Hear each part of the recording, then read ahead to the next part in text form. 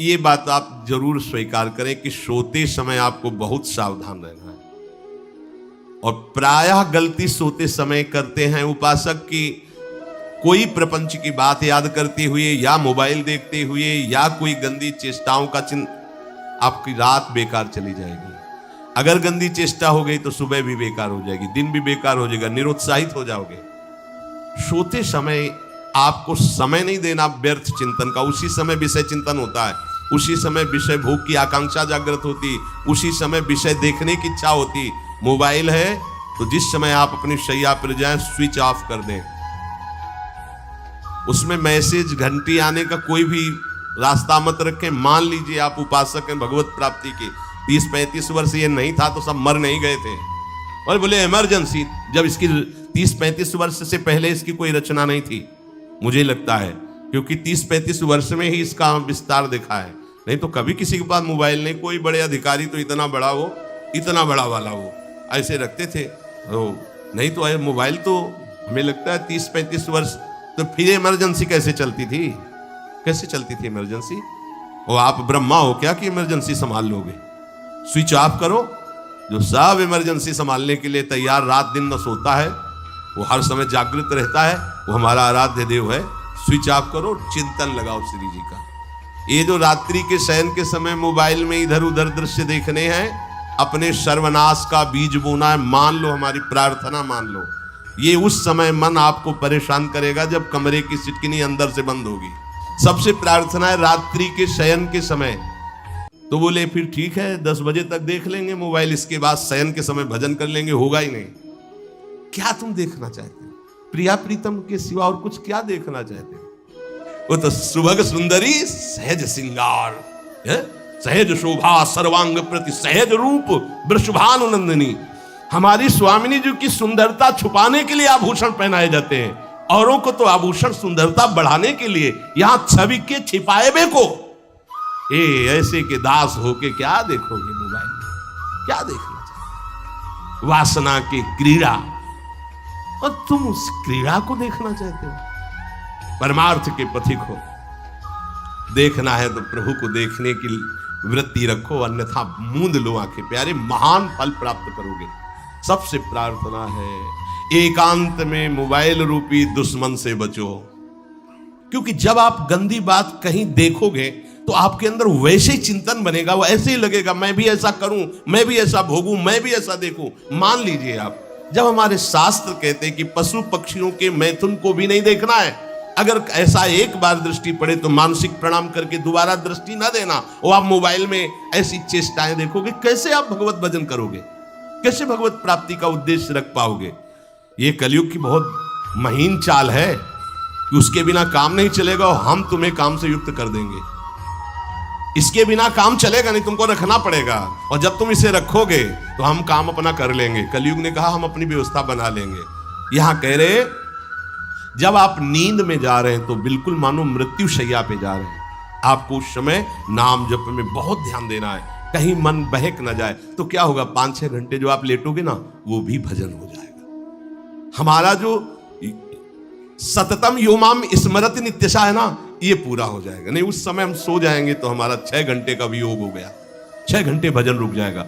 और ये 100% पक्की बात अनुभव की कहते हैं। यदि सोते हुए भजन करोगे तो जगते, कई बार तो पकड़ा है कि अगर आधे पद में बेशुद्ध हो गए तो वो पद पूरा जगते ही शुरू हो गया है। मतलब बीच में स्थिति भागवती की रही। जैसे बेहोश करते समय हमने कहा था जब ऑपरेशन के हमें बता देना, तो उनका बाबा अब इंजेक्शन लगाने वाले हैं, तो वो 1 मिनट हमें केवल दीजिए, अपनी चित्तवृत्ति। तो जब होश आया तो वही पहले चिंतन चल रहा था, वही चिंतन। जैसे सोने के समय बेहोश हुए तो जगने के समय वही चिंतन, ऐसे ही इंजेक्शन से जब बेहोश हुए और जब होश आया तो वही चिंतन चल। बहुत बड़ा चमत्कार अभ्यास का है। नींद खुले तब से लेकर गाढ़ नींद आने तक स्मरण में कभी रुकना नहीं। और आपको एक छूट दे रहे हैं। कभी कभी क्या होता है कि एक मंत्र में, एक नाम में जैसे बहुत देर अभ्यास करते हैं तो मन उबने लगता है। इसका स्वभाव है, ये अनुभव की बातें कहते हैं। इसका स्वभाव है नवम नवम। नहीं तो ये मतलब, तो इसको हम लोगों ने कैसे फंसाया है। जैसे गुरु मंत्र जप रहे, अब 2-3 घंटे लगातार गुरु मंत्र जप, अब इसको उबन बढ़ी, अभी छोड़ रहा है, बीच बीच में पता चलता है छोड़ना चाहता है, छोड़ रहा है, तुरंत इसको नाम में फंसाया। अब थोड़ी देर नाम में चला, फिर उभरा, बहुत विचित्र है ये, अब उसको फंसा दिया। उस पीछे की बात अभ्यास के समय, नमामि शमीशान निर्वाण रूपम विभुम व्यापकम ब्रह्मवेद स्वरूपम। चिंतन, पदगान करें, ये भगवान शिव पदगान कर रहे हैं और उसका चिंतन, निर्वाण रूपम विभुम व्यापकम ब्रह्मवेद स्वरूपम।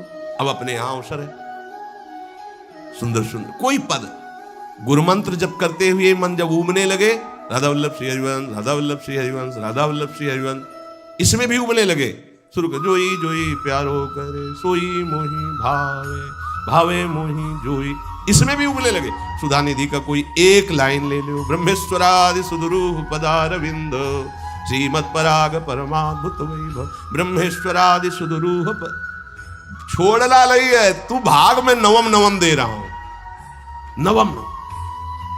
इसको फंसाने के लिए आपके पास अस्त्र हो, जैसे यहां चाकू, यहां पिस्तौल, तलवार, ये वो सब बिल्कुल वीर सजा रहता है, ऐसे ही अपने लोग सजे रहते। छोटा राधा, अब उन्होंने एकदम चिपक गया आके तो कैसे मारे, तो छोटी चाकू है ना वैसे, राधा राधा राधा, थोड़ा दूरी राधा वल्लभ श्री हरिवंश, थोड़ा और दूरी गुरु मंत्र, बड़े बड़े अस्त्र अपने पास रख ले, बहुत भाग रहा है तो फंसा दिया। प्रथम यथामति प्रणव श्री, अब लग पूरा पदगा उसमें लग, प्रथम यथामति प्रणव। भोजन पाते समय ऐसा अभ्यास किया है, 1 घंटा के पहले भोजन नहीं होता, चाहे 2 रोटी पालो, समय लगता है आराम, एक एक नाम, एक कुछ भी हल्ला मचाओ, कोई फर्क नहीं पड़ेगा, अपना चलेगा। अभ्यास स्नान के समय, भोजन के समय, किसी क्रिया के करते समय, किसी से बात करते समय, सोते समय, ये विशेष स्थान जहां में सावधान रहना है। यहां भजन छूटता है, ध्यान देना, यही भजन छूटता है। चलते समय, क्रियावान होते समय, प्रसाद पाते समय या किसी से बतराते समय, ये सब भजन के छूटने के स्थान है और यहीं पकड़ना है भजन को।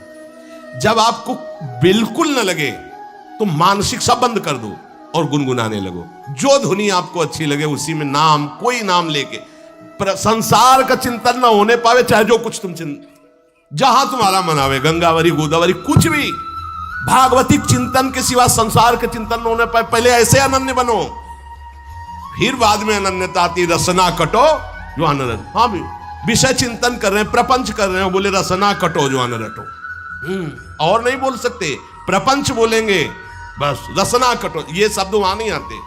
पहले हम आपको छूट देते हैं, भक्त चरित्र, भगवान की चरित्र, नाम कीर्तन मंत्र, जो भी चाहो, संसार का चिंतन मत होने देना, पहले ये पकड़ो, फिर आगे चल करके जब पवित्र हृदय होगा तब ये निष्ठा आती, रसना कटो जो अनरटो निरखियन फुटो नयन। मान लो संसार का चिंतन नहीं करने देना है इसको, आप जैसे बने वैसे करो भागवतिक चिंतन, कोई नाम ले लो, कोई मंत्र ले लो, तुम्हें जो प्रिय लगे, हम छूट देते हैं। ये नहीं करे कि रसना कटो जो अनरटो, ये बाद की बात है, हमें पहले इसका संसार चिंतन रोकना है। कैसे छूटेगा, कैसे छूटेगा, हमें ये पकड़ना है, नहीं तो निष्ठा की बात। जो हरि नाम जगत त्रिशिरोमणि वंश बिना कबहू, हरिवंश बोलेंगे नहीं, हरि बोलना नहीं है, हरि बोलना नहीं, क्योंकि जो हरिनाम जगत शिरोमणि वंश बिना, हरिवंश बोलना नहीं है, क्योंकि प्रपंच में रति। तो क्या करो, जो तुम्हें प्रिय लगे पहले उसे पकड़ो। ये हम अंदर की बात करें, प्रवचन की बात नहीं कह रहे, मन को फंसाना है हमें। राम कृष्ण हरि जहां लगे इसको लगा, पहले इसको फंसाओ, संसार का चिंतन न होने दे।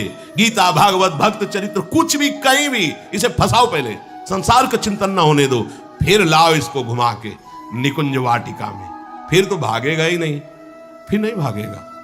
अब सीधे निकुंज वाटिका में किसी महाभाग्यशाली गुरु आश्रित का लगेगा, अन्यथा बहुत प्रपंची मन है, आप आश्रय इधर का लोगे, प्रपंच का चिंतन करोगे, बात बनेगी। चिंतन छोड़ना है हमें, जैसे बने तैसे संसार का चिंतन छूट जाए तो हम विजय को प्राप्त होंगे। ध्यान दीजिए, इस परमात्म तत्व को वही प्राप्त कर पाता है जिसका राग बीत गया है, खत्म हो गया, वैराग्यवान।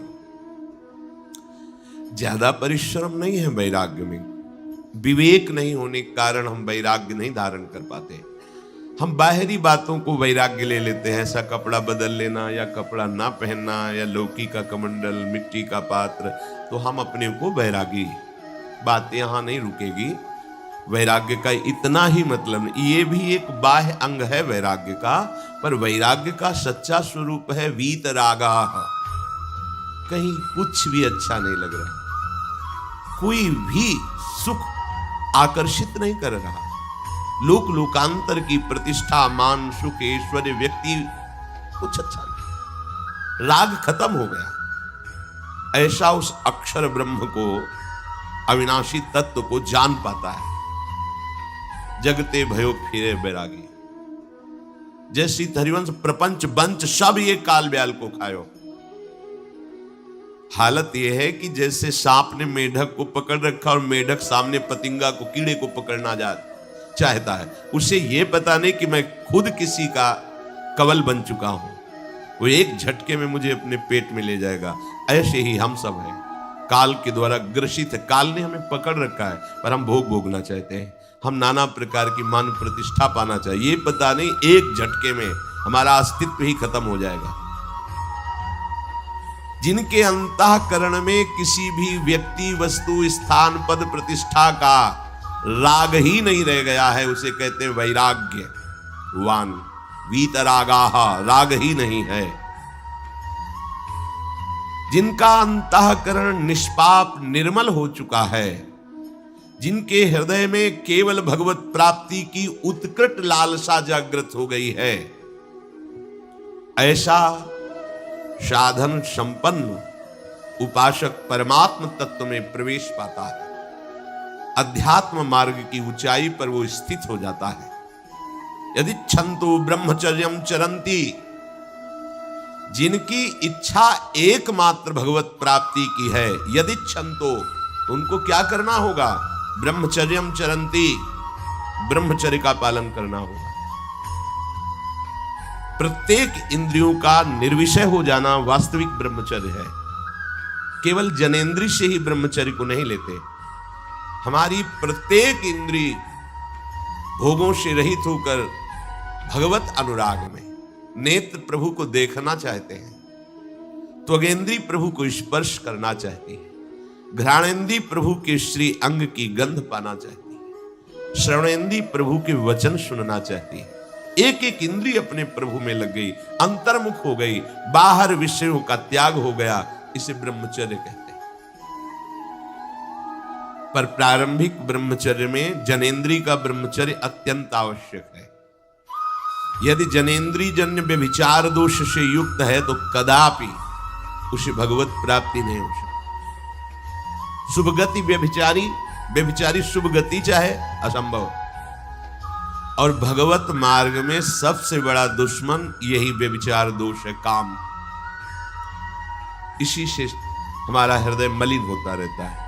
अंधा बटे और बड़ा चबाए वाली दशा रहती है। हमें 50 वर्ष हो गए, अरे 50 जन्म हो जाए, तुम व्यभिचार करो, गंदी बातें करो, गंदे चिंतन करो, तो समय व्यतीत कर, अनंत जन्म व्यतीत हो गए, भगवत प्राप्ति हुई क्या? 50 वर्ष से भगवत प्राप्ति हो जाएगी क्या? 5 मिनट काफी है भगवत प्राप्ति में। एक बार नाम काफी है। वो स्थिति तो लाओ। बार बार बहिर्मुख वृत्तियों के द्वारा विषयों में सुख बुद्धि कर लेने से हमारा सारा का सारा अध्यात्म चिंतन बदलता रहता है, इसलिए लाभ नहीं मिल पाता, एक रस चिंतन नहीं रह पाता। बार बार विक्षेपी विषय करते रहते हो, हम सहते रहते हैं और भोगते रहते हैं। एक बार तो हिम्मत करके उठो। अब लो नशानी अब ना नशई हो, एक बार तो दृढ़ बनो। बस मन के अनुकूल चलने की बात को तुम्हें रोकना होगा, तभी तुम्हारे अंदर यदि क्षंतो, ऐसी इच्छा जागृत होगी। पक्का पक्का ऐसा ही है। जब हम किसी विषय के वेग को सहते हैं, विषय नहीं भोगते हैं, तो मन बहुत जलाता है। उस जलन में फिर एक ही बात होती है, बस भगवत प्राप्ति हो जाए, झंझट खत्म हो जाए। कब तक हम इसमें चलेंगे? एक बार भगवत, वो जलन हमको भगवत प्राप्ति की इच्छा प्रकट करती है। अपने लोग क्या करते हैं? जलन को मिटाने की कोशिश करने लगते हैं तो भगवत प्राप्ति की इच्छा क्या, भोग प्राप्ति की तृष्णा जागृत हो जाती है। भोगे हुए भोगों को बार बार भोगने की इच्छा का नाम तृष्णा है। बाहर और भीतर से कोई सहयोगी नहीं, जल रहा है उपासक, तब रास्ता निकलता है भगवत प्राप्ति का, तब इच्छा प्रकट होती। अब नहीं, बहुत जल लिया, अब तो केवल प्रियाजू के समीप जाना है, अब तो प्रभु के सानिध्य में रहना है, नहीं इन भोगों की जलन में जलना है। यहां तक पहुंचने के लिए जलना होगा, तभी लिखा सहित सहित बाढ़ है भगति तास्तिति क्षस्व भारत, क्योंकि आगमा पाइनो अनित्यास, ये नाशवान काम क्रोध आदि तुम्हें प्रेरित करेंगे, तुम इनके वेगों को सह जाओ, ये स्थायी नहीं है। आगमा पाइनो है, आने जाने वाले हैं, और ये सहन करने से नष्ट होते हैं, भोगने से बढ़ते हैं। यदि छंतो, अगर भगवत प्राप्ति की इच्छा है तो ब्रह्मचर्यम चरंती, ब्रह्मचर्य का पालन करना ही होगा, इसमें कोई गुंजाइश नहीं, क्योंकि आप चल ही नहीं सकते। ध्यान से सुन लो, ये मनोरंजन का मार्ग नहीं है, इसमें मन ही मार तन हारिक वृंदावन में गाज, इसमें मन मारना होगा। प्रायः ये मन को दुलार करने वाले लोग कभी भाग्य से सत्संग में भी आ जाते हैं, कभी श्री विग्रह के दर्शन करने भी मंदिर पहुंच जाते हैं, कभी तीर्थ याटन भी करते हैं, पर इनका कोई लक्ष्य नहीं होता। हाँ, सुन लिया सत्संग, बढ़िया है, लक्ष्य नहीं होता। यहां लक्ष्य वालों की बात हो रही है। यदि क्षमतो, यदि तुम्हारी ऐसी इच्छा जागृत हो रही किसी जन्म में भगवत प्राप्ति करनी, तो ब्रह्मचर्यम चरंती, आप सच्ची मानिए, जिसके निकालने में तुमको सुख की अनुभूति हो रही, उसको रोकने में कितनी सुख की अनुभूति होगी। उन्मत्त हो जाओगे, बहुत जल्दी आपके सारे के सारे करण भगवदाकार होने लगेंगे यदि आप ब्रह्मचर्य का पालन करेंगे। शरीर स्वस्थ, हल्का, मन प्रसन्न, नींद आदि पर विजय, कितने गुण ही गुण। और ब्रह्मचर्यहीन आलस्य, प्रमाद, भोगों का चिंतन, मन का डिप्रेशन में पहुंचना, कमर में दर्द, टांगों में दर्द, सर में दर्द, घबराहट होना, बिना किसी कारण के मन भयभीत हो रहा है, भोजन अपच हो रहा है, बिना किसी प्रक्रिया के वीर नाश हो रहा है, बिना किसी प्रक्रिया के। काहे को मृत्यु स्वयं स्वीकार कर रहे हो, ये मृत्यु है। चाहे भगवान दत्तात्रेय जी बोल रहे हैं या भगवान कपिल देव जी बोल रहे हो, जब उपासक को संबोधन करते हैं भगवत प्राप्ति के लिए, तो कहते हैं कि इस भोग वृत्ति को साक्षात मृत्यु रूप देखो, ये मृत्यु है तुम्हारी। जब शरीर राग त्यागना है तो तुम शरीर से भोग भोगोगे तो आसक्ति शरीर की पुष्ट होगी, आसक्ति भोग सुख की पुष्ट होगी, है नहीं। कितने दिन शरीर रहेगा, कितने दिन भोग रहेंगे। विचारवान बनो, ब्रह्मचर्यम चरंती, ब्रह्मचर्य का पालन करो। उपासक जो ब्रह्मचारी होता है उसका खिला हुआ चेहरा रहता है, जैसे कमल खिला हुआ, बिना किसी कारण के उसकी मुख मुद्रा में प्रसन्नता होती है। जो ब्रह्मचर्यहीन होता है बुझा हुआ चेहरा होता है, तेजहीन, बिना किसी कारण के वो शोकग्रस्त लगता है। बैठा है, आपको लग रहा है शांत है, लेकिन आप चेहरे को देखो, वो एक शोकग्रस्त है, कुम्हलाया हुआ चेहरा, अशांत चेहरा, मुख प्रसन्न, तन तेज विराजा। यह है ब्रह्मचर्यम चरंती, भगवत आराधन संपन्न उपासक का। जैसे आग में पैर रखते हुए कोई चले तो कैसे चलेगा, ऐसे ही ब्रह्मचारी की पहचान है। इतनी स्फूर्ति उसके अंदर होती, जैसे आग में चलने वाला पूरा पैर नहीं रख पाएगा, अगला कदम रख देगा क्योंकि ताप लग रहा है, ऐसे उसकी स्फूर्ति होती पैरों में। उसकी आंखें एकाग्र रहती है, चंचलता इधर उधर या बार बार झपकना ये विषयी पुरुष का लक्षण, बार बार पलक झपकना ये विषयी पुरुष का लक्षण, इधर उधर ताक झांक चंचलता, ऐसा बैठे तिनका तोड़ रहा है, पैर हिला, ये सब विषयी पुरुष के लक्षण है। ये तो बिल्कुल साधारण स्पष्ट दिखाई देता है आदमी विषयी है या ब्रह्मचारी, एक सेकंड में लक्षण होते हैं। आपको जब भगवत मार्ग का अवसर मिला है तो गृहस्थ हो, संतान हो गई, ब्रह्मचर्य रहो। नहीं चाहिए संतान तो भ्रूण हत्या, गर्भ हत्या जैसे महापाप करने की क्या जरूरत है? उसी वीर से संतान उत्पन्न होती है जिसको आप नष्ट कर रहे हो, जिसको आप ऐसे पानी में बहा रहे हो, व्यर्थ फेंक रहे हो, तो उसको भ्रूण हत्या का पाप लग रहा है, तो तुमको पुण्य लग रहा है, वीरपात कर रहे हो तुम्हें भी वही हत्या लग रही है, क्योंकि उसमें वही जीवात्मा है जो मां के गर्भ में जाके बालक रूप धारण कर लेती है, उसको तुम नष्ट कर रहे हो। तो बुद्धि भ्रष्ट हो गई है, समझ में नहीं आता, व्यर्थ में वीरपात करते हो, व्यर्थ में। तुम्हारा भजन बनेगा, तुम अध्यात्म के योगी बनोगे, मजाक है अध्यात्म का मार्ग। होश में हो जाओ, ये मन के दुलार को बंद करो। जब तक इच्छा ही नहीं भगवत प्राप्ति की, तो फिर तुम कैसे भगवत प्राप्ति कर पाओगे? भगवत प्राप्ति की इच्छा कैसे होगी जब तुम्हारी इस तरह से निंदनीय वृत्तियां हैं? इंद्रियों को दुलार कर रहे हो, मन को दुलार कर रहे हो, भगवत प्राप्ति चाहते हो, आचरण नीच और चाहते हो उच्च पदवी। सावधान हो जाओ।